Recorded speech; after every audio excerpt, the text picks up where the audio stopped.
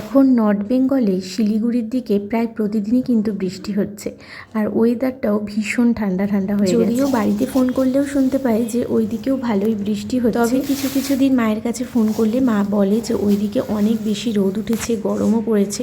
তবে আমাদের এদিকে বেশ ঠান্ডা ঠান্ডা ওয়েদার। তো আমরা তো কিছুদিন আগে কাজের সূত্রে একটু ওদিকে গিয়েছিলাম, তাই গরমের পার্থক্যটা বেশ বুঝতে পারছি। সকালটা যেহেতু বৃষ্টি দিয়ে শুরু হয়েছিল, তাই কাজকর্ম করতেও অনেকটাই লেট হয়ে গিয়েছিল, কারণ ঘুম থেকে অনেকটা দেরি করে উঠেছিলাম।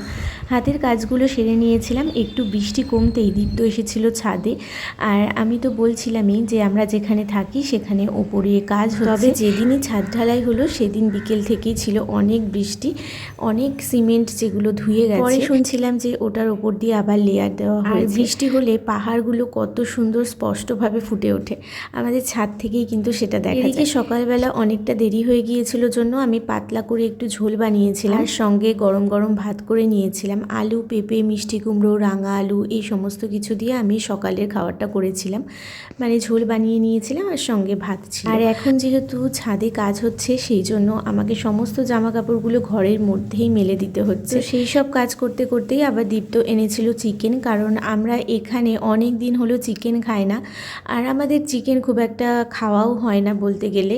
বাড়িতে গেলে খাওয়া হয়, আর এখানে আসলে ওই মাসে হয়তো একবার খাই।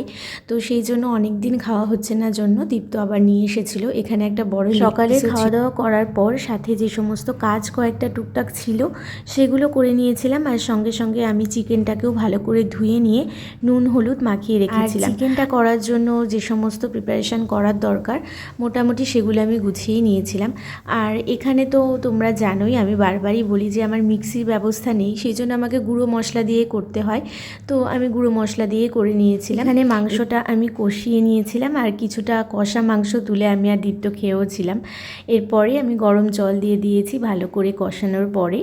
এখানে মশলা বলতে সেই পেঁয়াজ কুচি আর রসুন কুচি করে দিয়েছিলাম কিছুটা, আর তার সঙ্গে গোটা রসুনও দিয়েছিলাম। আর তাছাড়া যেসব গুঁড়ো মশলা হয় যেরকম জিরের গুঁড়ো, লঙ্কার গুঁড়ো, এগুলো দিয়ে করেছিলাম, আর কয়েকটা কাঁচা লঙ্কাও দিয়েছিলাম। এভাবেই আমরা এখানে চিকেনটা সিম্পলভাবে করে খাই, কারণ এখানে মশলাপাতি বাটার ব্যবস্থা নেই।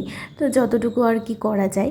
ভালোই হয়েছিল খেতে, সঙ্গে একটু স্যালাড কেটে নিয়েছিলাম আর একটু চাটনিও করেছিলাম, কারণ মাংস দিয়ে ভাত খাওয়ার পর একটু চাটনি খেতে বেশ ভালো লাগে। ব্যাস, গরম গরম চিকেনের ঝোল কিন্তু একেবারে রেডি। বৃষ্টির দুপুরে এইরকম গরম ভাতের সাথে গরম চিকেনের ঝোল দিয়ে খেতে কিন্তু বেশ ভালো লাগে। তাই লাঞ্চটা একেবারে সেদিন জমাটেই হয়েছিল।